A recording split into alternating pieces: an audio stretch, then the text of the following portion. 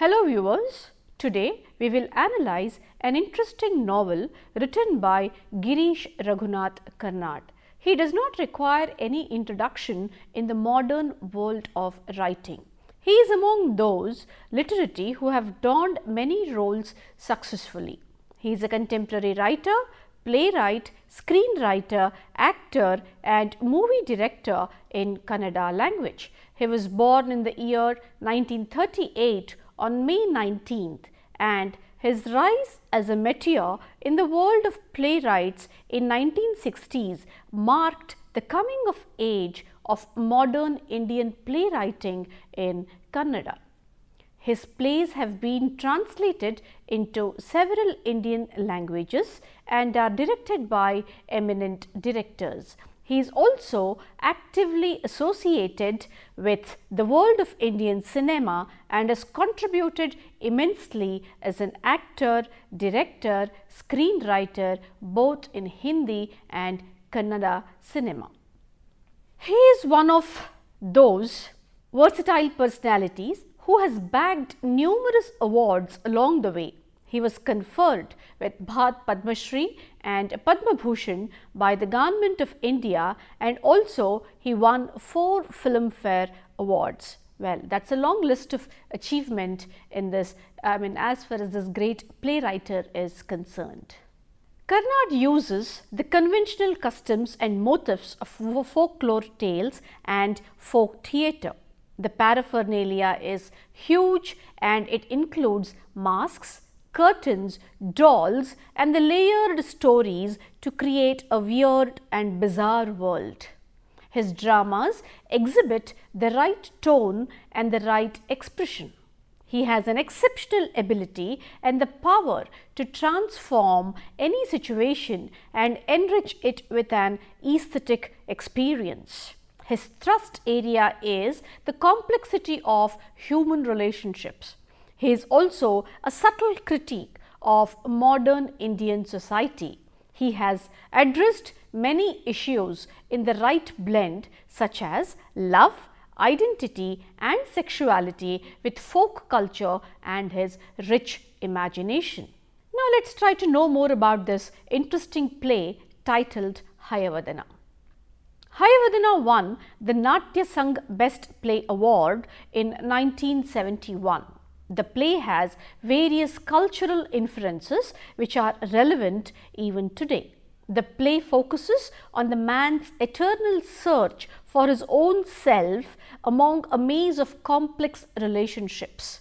Karnad employs the devices of myth, folklore and history to explore the issue of subjectivity associated with eternal search of man for his own self.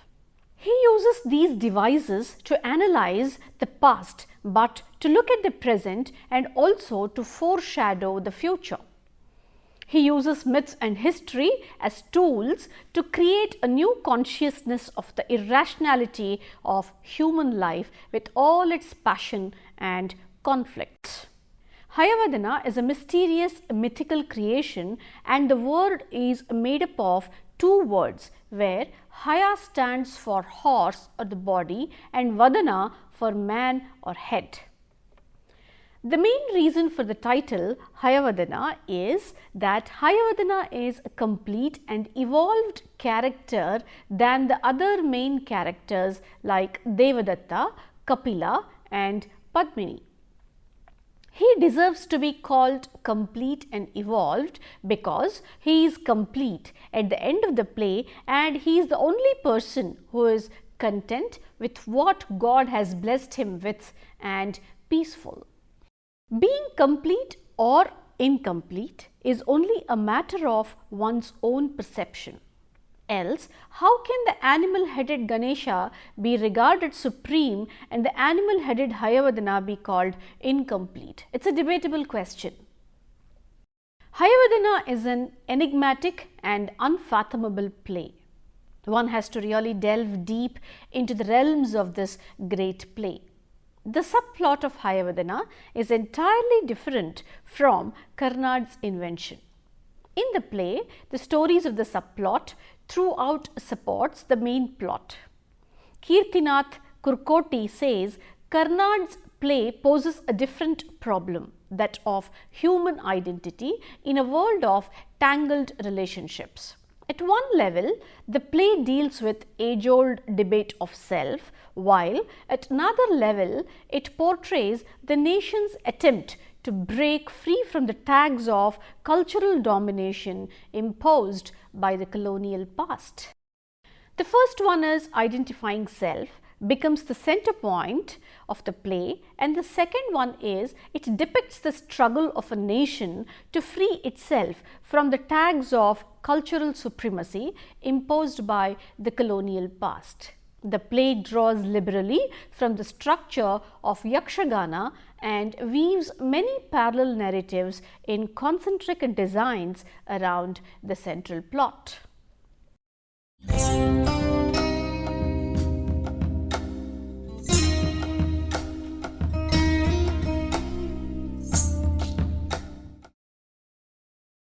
The origin of the play Hayavadana is really interesting and intriguing also. It has its base in the ancient Sanskrit collection of stories Brihat Katha Saritsagara by Somadeva of 11th century. Thomas Mann's The Transposed Head, written in 1955, is based on this play. The play is intergeneric, a folk tale transformed into a novella and then into a play. While the Sanskrit tale poses a moral riddle, Mann uses it to question the logic that holds the head superior to the body. It's a conflict between head and the body, and it is a tough thing to decide whether the head is supreme or the body is supreme. In the Katha Saritsagara, a woman travelling with her husband and her brother discovers the men's beheaded bodies in the temple of Parvati. Goddess Parvati blesses the woman with a boon that instills life in the beheaded bodies. She brings back the two men to life but switches their heads by mistake. The resulting problem of true identity has an explicit solution in this version. The answer given is, since the head represents the man, the person with the husband's head is the husband. Girish Karnad goes one step ahead and weaves his play around the theme of identity in a world of befuddled, tangled relationships. The play tries to separate the mysterious or the esoteric element from the traditional values and concepts and presents multiple viewpoints that promote a dialogue on the basic accepted tenets of life. The beauty of this play is further enhanced by integrating three levels of experiences. What are they? The first one is the divine level, the second one is the human level, and the third one is pitched at the animal level. And these three levels are brought together and the animate and the inanimate on a common plane. The two major issues of identity and the nature of reality are presented through a plot and a subplot which are intertwined and also become thought-provoking channels to explore.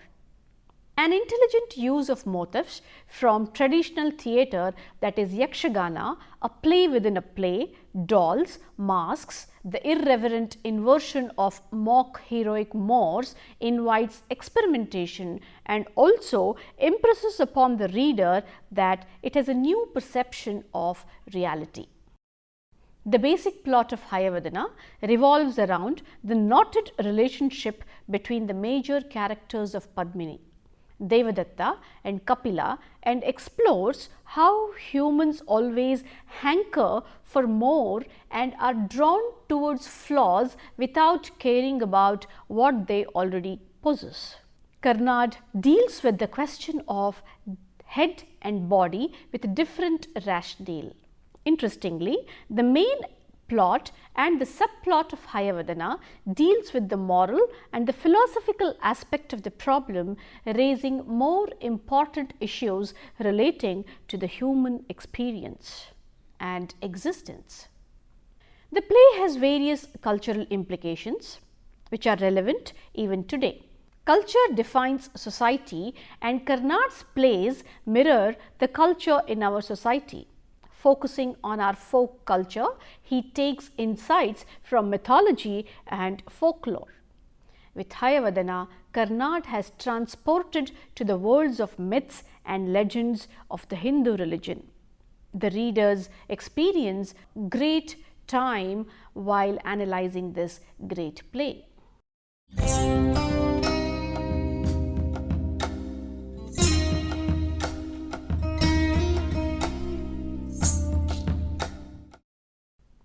Act 1 of the play takes the readers to the city of Dharmapura. It begins with the introduction of two young men, namely Devadatta and Kapila, who are friends. Devadatta, the son of a pious Brahmin, is good at logic and love and has won the poetic hearts of the world with his poetry and wit, and is comely in appearance, fair in colour, unparalleled in his intelligence. His childhood friend Kapila, the son of a blacksmith, Lohita, is dark and plain but daring, and his physical strength is unrivaled. Though these two differ in intellectual prowess and physical stamina, they have one mind and one heart. When Devadatta craves for Padmini, the daughter of prominent merchant, it is Kapila who helps him to find out whereabouts of this girl and acts as a messenger to their love and marriage. Devadatta swore to sacrifice his head to Lord Rudra and his two arms to the goddess Kali in order to have Padmini as his wife. Even after their wedding, Devadatta's friendship with Kapila continues. The trio were an enviable group, that is Devadatta, Padmini and Kapila, to the admiring citizens of Dharmapura, and they were like Rama, Sita and Lakshmana. A great comparison by the playwright. Padmini's desire to have the intellect of Devadatta and the steel body of Kapila shows the moral degradation of the society. Kapila's lust and Padmini's material expectation depict modern man's craving for fulfillment. Devadatta's happiness was short-lived. Soon his suspicion about his wife's infidelity is confirmed on seeing his wife's admiration of Kapila's broad back with muscles rippling across it. Devadatta tries to postpone the journey to Ujjain as he doesn't like Kapila's presence. Since Padmini insists upon the trip, there is no other alternative for Devadatta. For Kapila, entire world has become wiped out without Devadatta and Padmini. No doubt, both Devadatta and Kapila are morally weak. Their suffering is due to their inability to find their identity in a triangle love relationship. Look at the depth of the analysis the writer has made. It's very relevant in today's world, and many families are being wiped out because of this confusion and chaos, a psychological chaos. Modern man is destined to suffer from a kind of estrangement and alienation. He alienates himself from fellow men and the society and confines himself in the self-created world of his own. Both Devadatta and Kapila suffer from self-alienation. They get disconnected from their self and try to search for their respective identities outside their self. Devadatta mentally separates himself from Padmini and Kapila and is unable to express his agony and pain with either Padmini or Kapila. The storm created within him was out to kill him. On seeing Kapila and Padmini going to Rudra temple together, Devadatta bids goodbye to them. Though he has promised his arms to Kali, that is goddess Kali, he offers his head to her.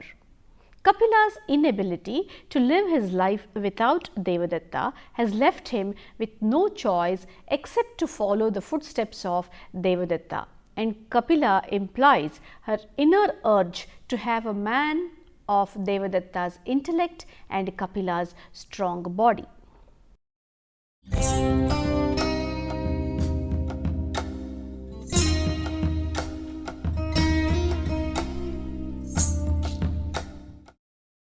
The quarrel between Devadatta and Kapila regarding the position of Padmini clearly depicts the fallibility of human life. Devadatta contends that according to the Shastras, the head is the sign of man. So, one who possesses the head of Devadatta is Devadatta. But Kapila's argument is that since she has married Devadatta's body with the holy fire as her witness, she belongs to him. The confused way of human beings search for perfection and completeness is well presented. Devadatta and Padmini return to Dharmapura, but Kapila prefers to stay in the forest. Now, Devadatta with Kapila's body has won people in the wrestling match, but this lasts only for little time. By applying sandal oil on his body, Devadatta's body softens and he gradually loses his virility. He follows the family tradition of daily reading and writing, a typical scholarly act. Kapila, who has a soft Brahmin body, finds it difficult to lift even an axe, but he has won at last after a war between his head and the body. Padmini's inability to accept human incompleteness and disharmony is the result of all the turmoil and chaos. Padmini realizes her folly and her attempt to be successful in the transposition of heads. Devadatta's body loses its muscle and strength and is transformed into a soft Brahmin body. This portrays the desirous minds of several modern liberated women who have the desire to love their husband for one thing and admire another man for a different thing, and thereby they make a mess of their lives. After sending Devadatta to Ujjain fair to buy new dolls for her son, Padmini comes to Kapila with her son. She reminds him the split between his head and body, which almost he forgets all these days. Kapila is troubled and disturbed by these memories and consider them as crazy dance of incompleteness. Kapila agonizingly narrates to Padmini the trouble he has undergone with Devadatta's body. Having known the infidelity of Padmini, Devadatta has come to the forest in search of her and Kapila. Though their fight and death appear to be melodramatic, that clearly indicates the irrationality and ludicrousness of life. Devadatta and Kapila decide to find the solution for their problem through death. It is an irony that Padmini performs sati, leaving her son to Bhagavata. Her son also suffers from identity crisis, and for him the issue of biological father is a complex one. Padmini symbolizes the incompleteness of human desire. She fails in getting reunification of the mind and the body in Devadatta and Kapila. Her search does not stop with her own self. She wants to fulfill her desires and wants to experience completeness through her child. Therefore, she requests the Bhagavata that her son should be brought up as the son of Kapila by the hunters in the forest for 5 years, and then as the son of Devadatta he should be handed over to her father-in-law Vidyasagara. He was also a revered Brahmin. Thus, he wants to equip her son with both physical and mental training so that he may attain perfection in life.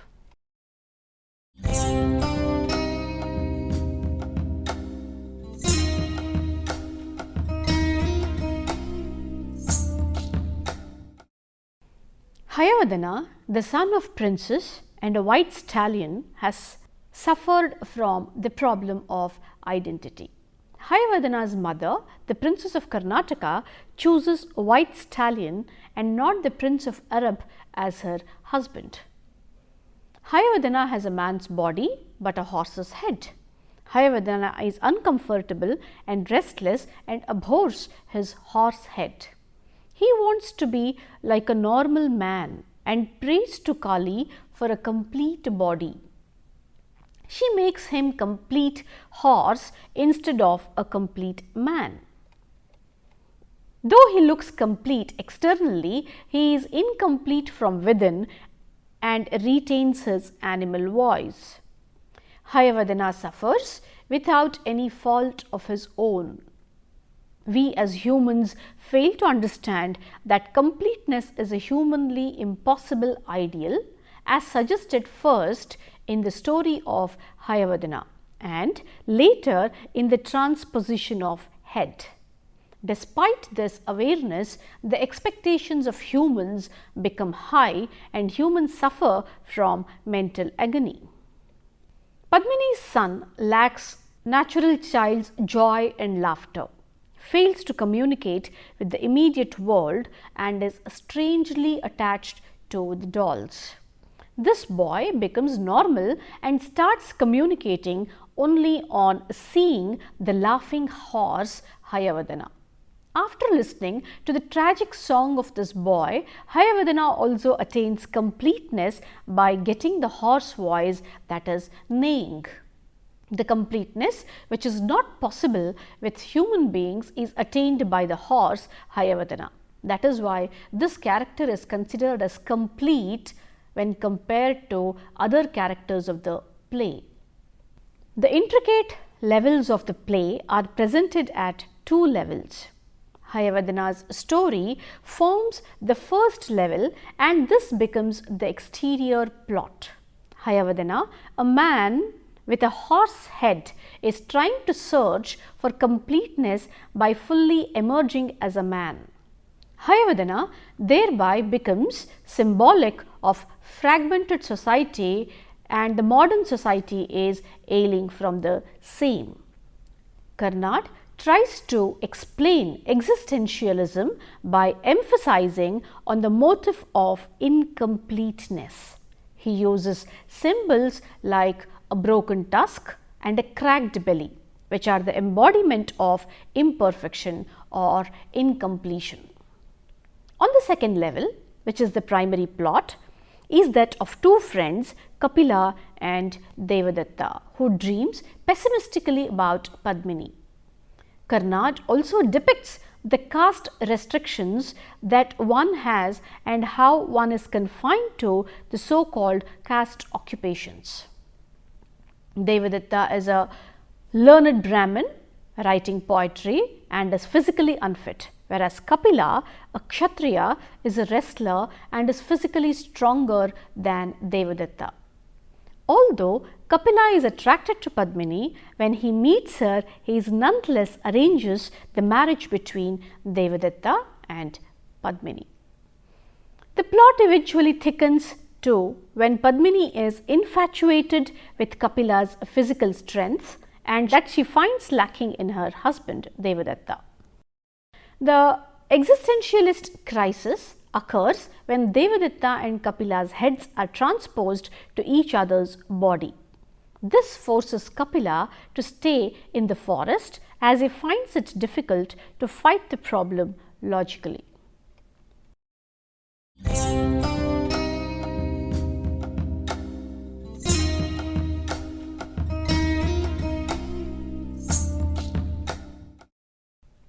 The characters of the play are equally interesting.